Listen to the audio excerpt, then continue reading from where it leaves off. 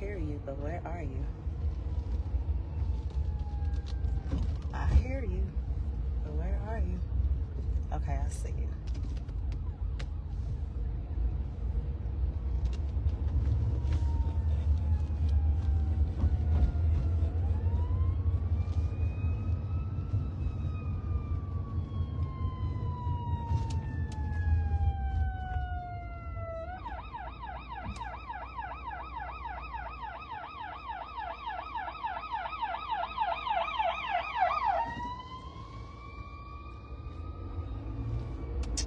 I'm waiting on you. Y'all come here. What is it? Good morning? I don't know what time it is where you are, but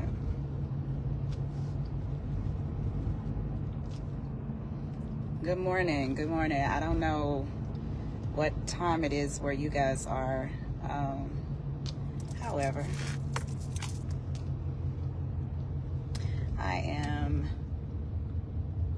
it's a beautiful, beautiful day to be alive. I got something to say, of course, so I'm here. I'm gonna wait on you. But while I'm waiting, I don't own any rights to any of the songs that I may sporadically just start singing. I don't own any rights to any of the songs that I may sporadically just start off singing. One of them that's in my spirit. When you're weary, you are feeling small. Tears are in your eyes. I will dry them all. I'm on your side. Ooh, when times get rough and there's a friend who can't be found, say, like a bridge over troubled waters, as lay me down like a bridge over troubled waters. Yeah, eyes will lay me down. When you're weary and you are feeling small, tears are in your eyes. I will try them all.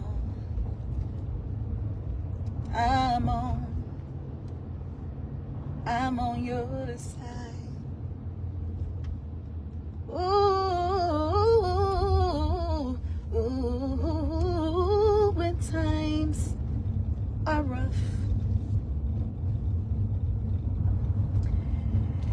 There's a friend who can't be found, like a bridge over troubled waters.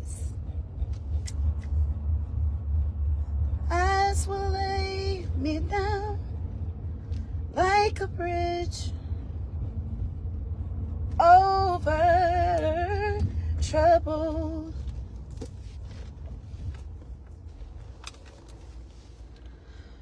waters,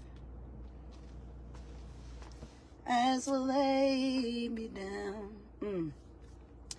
So, actually, what's this? I'm actually out and I'm handling business, and as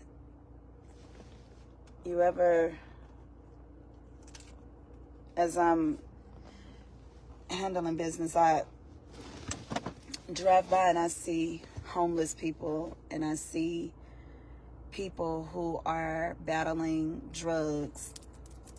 I see people sitting off on the sidewalks, and they are having a full conversation, and they're the only ones sitting there. Listen, if you've never had a family member to suffer or struggle with a mental illness, or if you've never had a family member or a loved one to suffer with an addiction,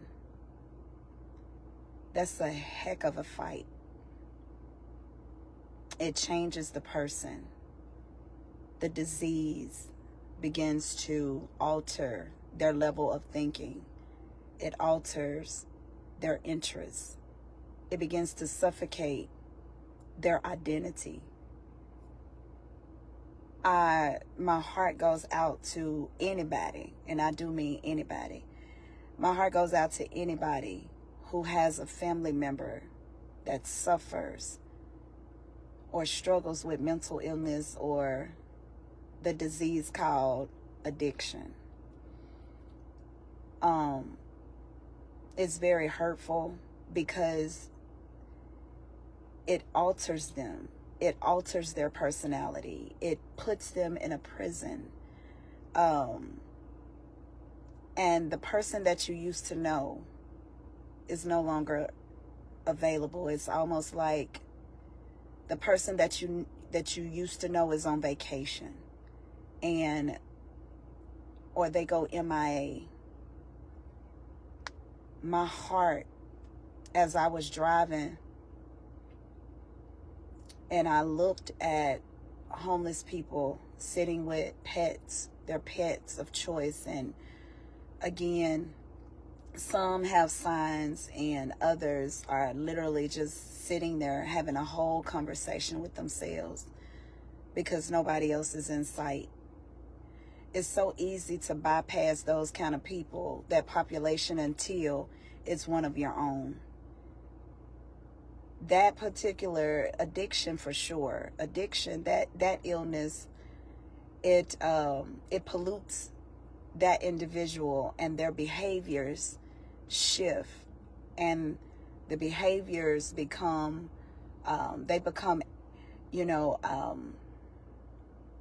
professionals at lying and manipulating and mismanagement. It just pollutes everything about them.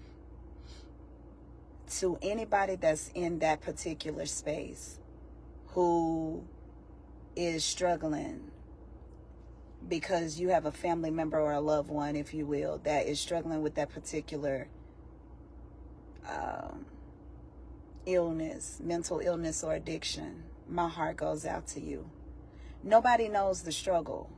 Nobody knows how you wake up with that person on your heart or those individuals on your heart. Nobody knows how it hurts that when you talk to that person or you see that person, how it hurts that you can't see the person you used to know. But one thing I can tell you is God is a sustainer. God is a healer. God is a redeemer. And I thank God that God does not judge people like we do. I thank God that God does not cast away people like we do. Wow. Wow. And I felt compelled to come on here Because the reality is people are really dealing with that. The reality is it doesn't matter how social media provokes you to put on the makeup and wear the mask, and it doesn't matter how TV teaches you don't put your struggles to the forefront. It doesn't matter. It doesn't matter. The reality is people are still dealing with it. And what I would ask of you is not to become so consumed with pleasing people that you become cold, that you can't feel. You know, it was brought to my attention how sometimes we can, normalize toxicity, and we can normalize abnormal behaviors for so long that when normal does show up, we criticize it. We attempt to sabotage it because our normal is toxicity. Our normal is talking about people. Our normal is casting away people, not understanding that that's actually toxic. That's toxic. It blows me away how we normalize being nice, nasty to people. It blows me away how we normalize having sex with other people's spouses. It trips me out how we normalize being intimate, having intercourse with other people that's not ours. It trips me out how we normalize being 8-faced, 2-faced, 3-faced, 4-faced. It trips me out how we normalize being an octopus with all these different hands, and with all these different hands we're reaching up and we're grabbing people, attempting to put them down. It trips me out that we normalize that and we call that normal. But then when a person comes around whose bright is very light, their light is bright. And I mean, their shine is bright like it's supposed to be. And when we see that, we call it abnormal. Something wrong with him, something wrong with her. I got to say this. Before I became a first lady, I was a preacher's kid, of course. And I watched God put me in the space of so many different first ladies. And I want to say to you, I had the opportunity to sit and observe close up and from afar. I saw first ladies who were nasty. And when I say nasty, I'm talking about their charisma, their everything, the very essence, the aura of them was so stink that people couldn't stand to see them coming.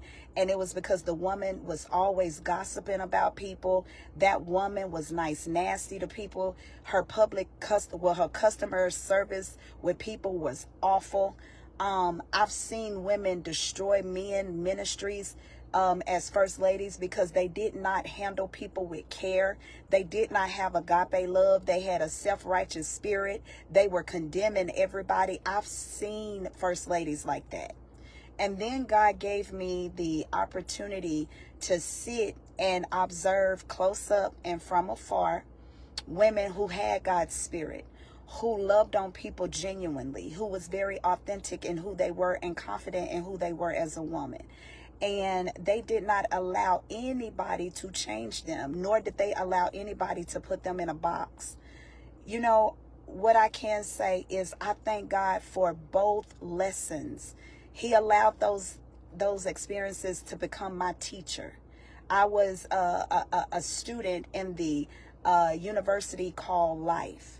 Okay, Life was the university, and I thank God for that, because now I never would have thought that I would wear the title First Lady. But let me say something to everybody that's under the sound of my voice and that will possibly come and watch this video. I want to say to all, I would much rather be the first lady that you discuss and you talk about and you say, every time I look up, she praying for somebody.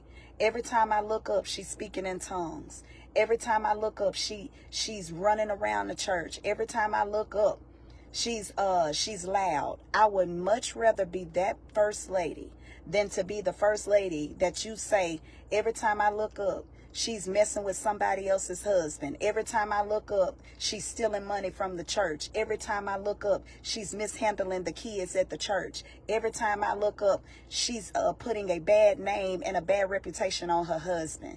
So I'm going to say, with every inch of me, I refuse to let anybody change my shine and how I love on people, how I worship God, how I love God, because what I understand is we are all one decision from being out here like these people that are sitting on sidewalks feeling like they have nobody, who are sitting on these sidewalks and they are talking to themselves, and there is nobody there, right? That we can visually see. They're of course talking. Their reality is they can see and they can hear, but we can't see them. That's their reality, but we can't see them. I would much rather be that first lady, and I will continuously be that first lady that is going to be praying for people who people trust. They trust me, because the thing is, if people don't come to you and talk, that means they don't trust you. If people cannot approach you and come to you and pretty much vent or receive counsel, wise counsel, that means that they don't trust you.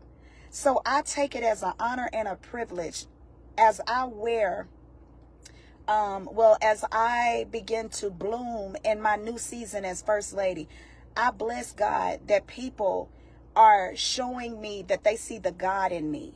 Because people don't have to come to me and say nothing. People don't have to come to me and trust me with nothing. People don't have to come to me and ask me for nothing. But when people begin to do that, that means they don't see you. They see God.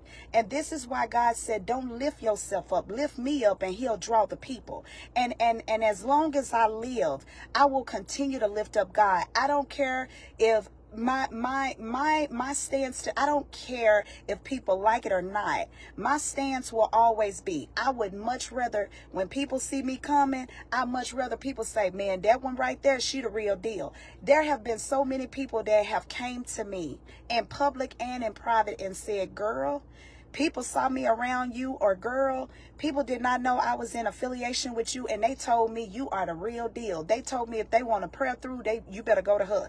If you really want to hear what God is saying, you better go to her. But if you don't think that you're prepared to hear what God got to say, you may not want to go to her. If you really ain't ready for change, you may not ask her to pray for you. If you know that it's going to upset you with what may come out of her mouth, don't go to her. I much rather have that. I much rather people say that about me. And so as long as I live, I don't care where me and my husband stand as pastor and leading lady. I'm going to be that leading lady that's going to pray for you. I'm going to be that leading lady that's going to speak in tongues. I refuse to hold my worship because somebody can't handle it. I refuse to quench the spirit, because the Bible says don't quench the spirit. And I'm not going to quench God's spirit because I have people that can't handle it or people that don't understand it. I'm not going to do it. God has been too good to me. When I think about how I shouldn't be here because of the things that God has brought me through, I can't sit on that. When I think about how God could have took my daughter out, when I think about how God could have took my son out, but yet they are still here, I can't sit on that. I'm getting chills. When I think about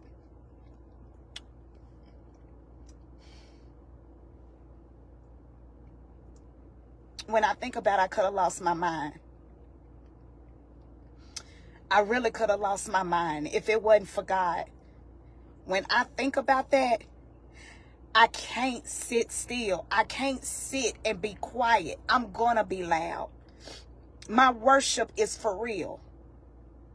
You know, my worship is for real. I can't help it. I'm not going to let nobody beat me at worshiping God and praising God, because God is still with me in spite of me.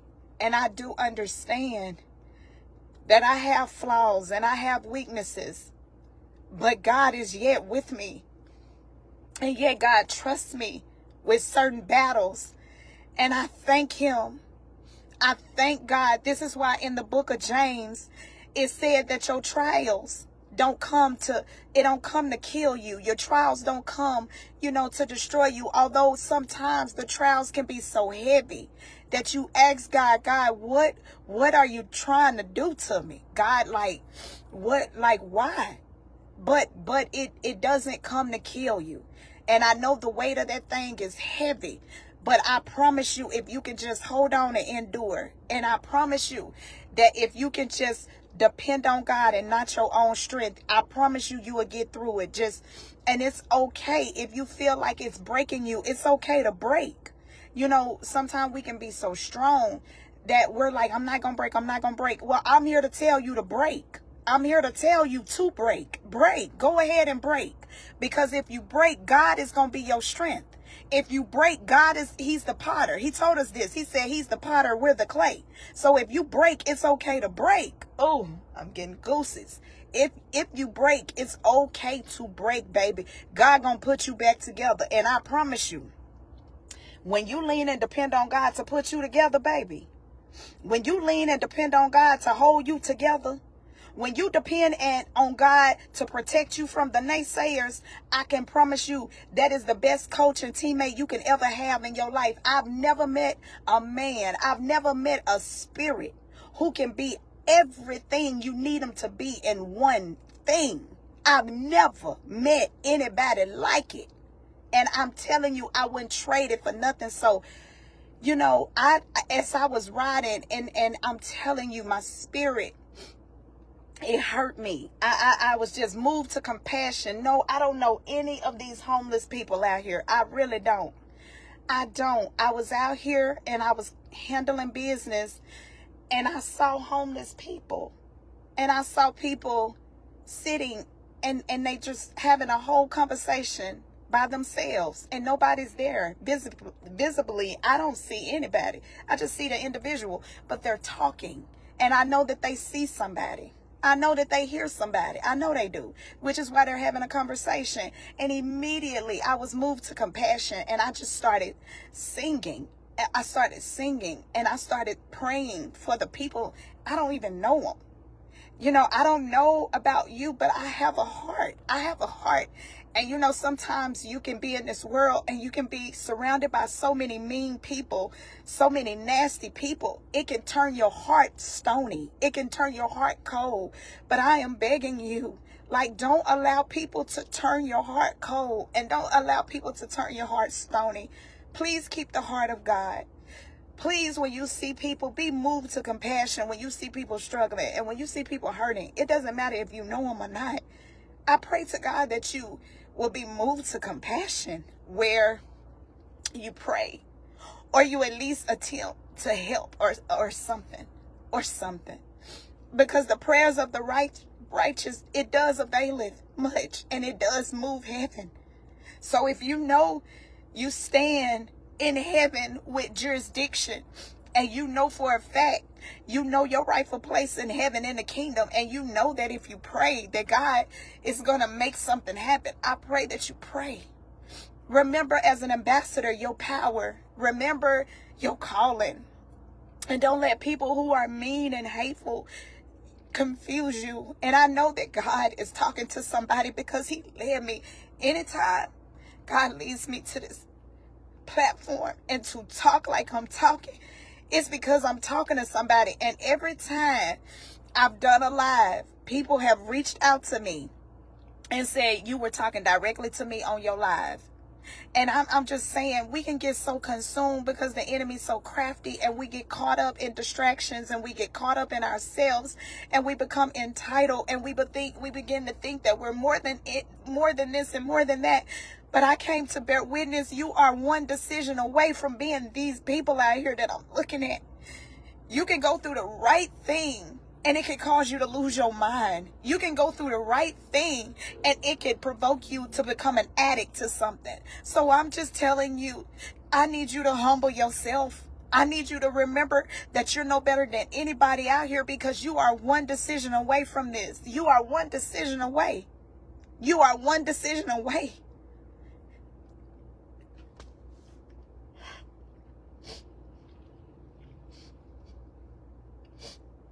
I thank God for my heart. I don't care if people compliment me or not. I know I have a beautiful heart, and I know I have the heart of God, because I know who I am. That's the reason why the Bible says, search your own soul salvation.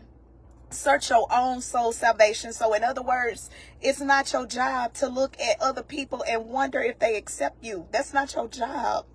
You're supposed to accept yourself. You're supposed to know who you are in God. You're supposed to know your purpose. You're supposed to know God's will for you. That's not nobody else's responsibility. That's yours. And I had to pull over as I'm out here and I'm driving and I saw that. I had to pull over and I immediately began to pray for those people. And I just started singing. Because I'm here to tell you, I want to just tell you something, what I know about God. Whatever you pray for with somebody else, God will do it for you.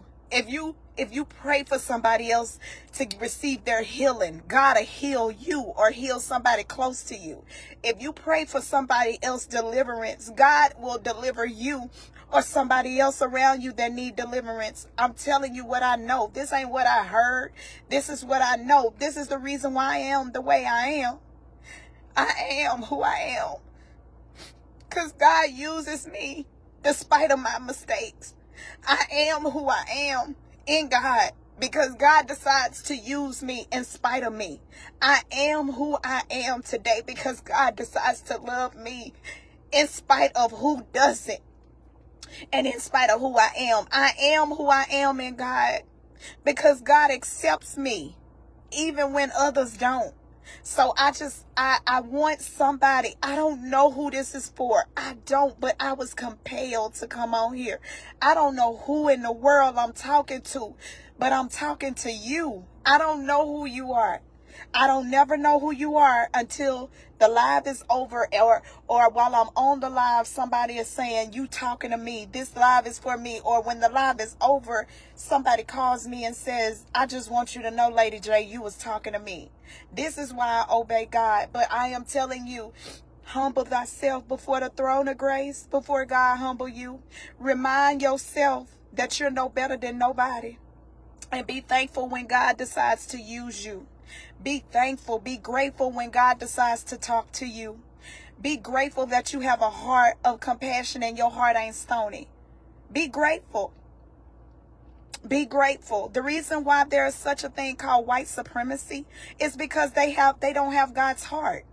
That's why white supremacy is a thing. When you don't have God's heart, you can be racist. When you don't have God's heart, you can be judgmental. When you don't have God's heart, it's easy for you to talk about people. When you don't have God's heart, it's easy for you to mistreat people. When you don't have God's heart, it's easy for you to get jealous. When you don't have God's heart, it's easy for you to be selfish. When you don't have God's heart. And it's a lot of people out here that don't have God's heart. That's why, seriously, he said in the last days when it's time for judgment, he gonna tell people, I don't know you, because he don't recognize his heart in you. He didn't never see his heart in you. That's why he say the greatest commandment is love. He say he is love. And then he called his love agape love, which means that it's unconditional. That means that he loves you in spite of you. That means that he loves you when you're messing up. That means that he loves you when people don't want nothing to do with you. That means that he's loving on you when you don't deserve it.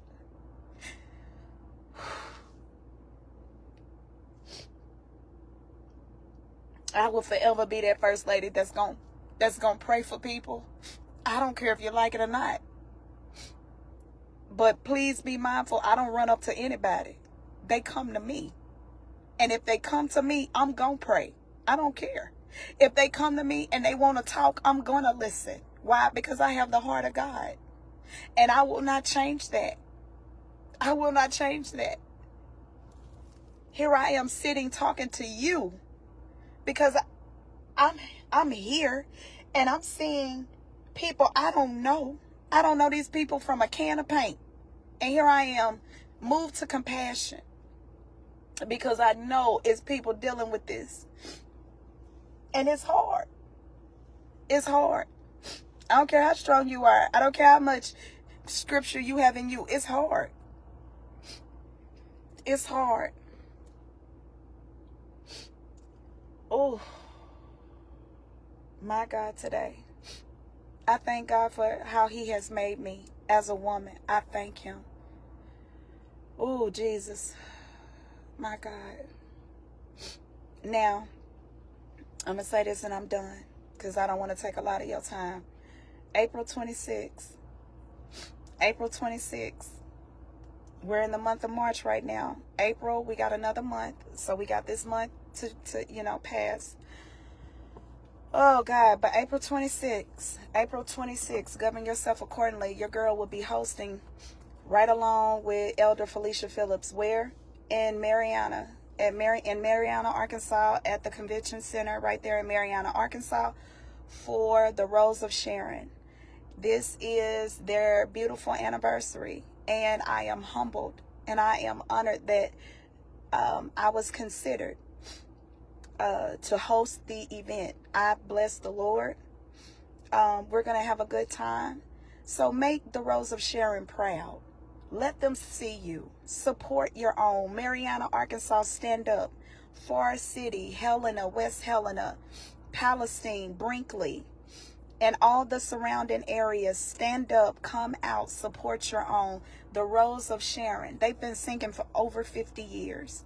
They've been singing for over 50 years. Many people knew Miss Pinky, who worked in the funeral home business. Many people knew Miss Pinky. And if you knew Miss Pinky, she shot from the hip. She didn't sugarcoat nothing. She told you exactly how she felt. And she didn't care how you felt about it, but she told you how she felt. And then if she needed to tell you the word of God, she did it. Make sure on April 26th, you govern yourself accordingly at the Marianna Civic Center. Well, yeah, Marianna Civic Center. Make sure that they see your face. April 26th, this one right here, yours truly will be in the house calling out the names with Elder Felicia Phillips to Big Baby, to Ashley Gillespie. I just want you to know that I'm, continuously praying for you. You have really endured a lot of loss concerning death around you. And so I can only imagine how your heart feels. I'm sure it's bittersweet. But just know that I'm going to continuously lift you up. And so again, I look forward to April the 26th. I look forward. Again, I thank all of you that consider me. Thank you. I appreciate you. I am yet humble. And again, to all of you who may be different like me, because I am different. I am different, and I know I'm different, but I'm okay. I'm okay being different. I'm okay being different. And then July the 11th, my event is July the 11th, and it costs $25 to be in the room. I would love to see you. My event, July the 11th. The flyer is on my page. July the 11th. I would love to see you. I would like it. For all the ones that have been purchasing your seat, thank you. I am humbled. I appreciate you. And so again, I love you all with the love of God. And I hope that you guys are okay. But please don't let people change you. And don't let people cause you to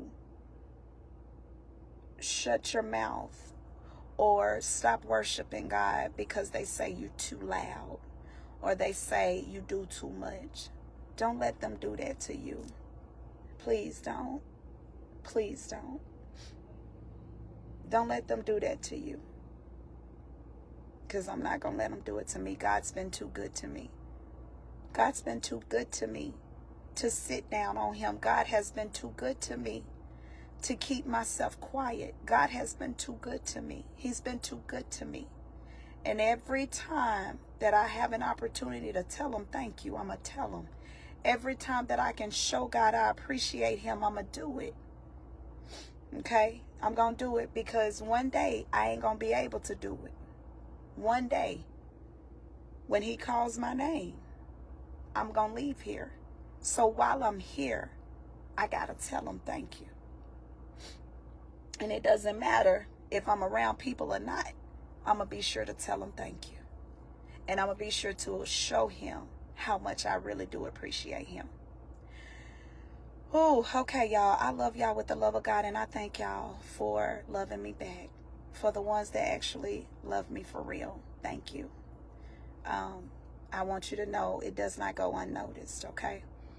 All right, this is Lady J, and I'm about to give you your time back, and I'm going to try to gather myself and center myself and get myself back together and finish what I'm out here doing. Okay, y'all have a wonderful time, okay?